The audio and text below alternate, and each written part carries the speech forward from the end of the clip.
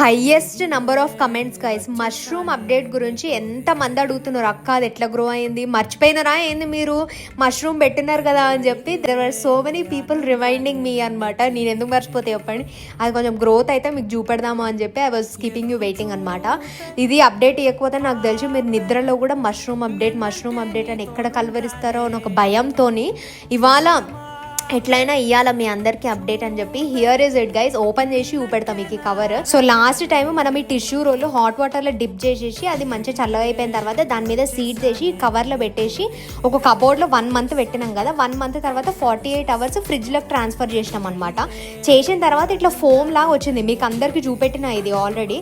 ఇది ఇట్లా టచ్ చేస్తుంటే చేతికి అంటుతలేదు, కానీ ఇట్లా మొత్తం ఇట్లా ఫోమ్ లాగా మౌల్డ్గా అట్లా కనిపిస్తుంది అనమాట. సో నేను ఏం చేసినా అది అట్లనే ఉంచుదామని చెప్పి ఒక 2 months తర్వాత ఓపెన్ చేద్దామని 2 months తర్వాత ఓపెన్ చేస్తే చూడండి గైస్ ఎట్లేందో. అంటే I'm not sure if this is mushroom growth, కానీ నాకైతే చూస్తుంటే అసలు ఎక్కడ మష్రూమ్ సూచనలు అయితే కనిపిస్తలేవు. If you think this is mushroom in anyway let me know in the comments. నాకైతే అసలు నమ్మకం లేదు. టచ్ చేస్తుంటే నాకైతే థర్మోకాల్ని కాలిస్తే లేకపోతే దాని కొంచెం హీట్ తగిలితే ఎట్లా అవుతుంది ఇట్లా మొత్తం దగ్గరకు వచ్చేసి అట్లా అనిపించింది అనమాట నాకైతే టెక్స్చర్. సో దీన్ని నేను ఏం చేసినా అంటే అట్లనే మళ్ళీ కవర్ నుంచి అసలు చూద్దాం నెక్స్ట్ ఏమవుతుందా అని చెప్పి వాటర్ కొట్టుకుంటూ అట్లనే పెడతా. మళ్ళీ అప్డేట్ ఇస్తా గైస్ ఇది ఒక 1 month తర్వాత. అప్పటి వరకు ఛానల్ మీద 2 కన్నులేసి ఉంచండి. I'm going to update.